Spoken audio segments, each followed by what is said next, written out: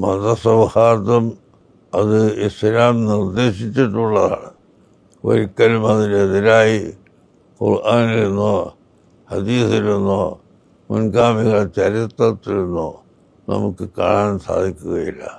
അതുകൊണ്ട് എല്ലാ മതവിഭാഗങ്ങളുമായി സൗഹൃദവും സ്നേഹവും നിലനിർത്തി ഇവിടെ ജീവിക്കാൻ എല്ലാ മുസൽമാനും ഈ പെരുന്നാൾ ദിവസത്തിൽ പ്രതിജ്ഞയെടുക്കണമെന്ന് കൂടി ഓർമ്മിപ്പിക്കുകയാണ്.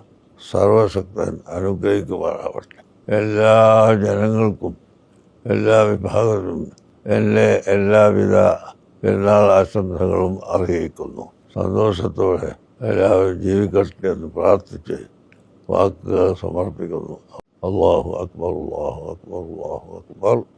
ലാ ഇലാഹ ഇല്ലല്ലാഹു, അല്ലാഹു അക്ബർ, അല്ലാഹു അക്ബർ വലില്ലാഹിൽ ഹംദ്. അസ്സലാമു അലൈക്കും.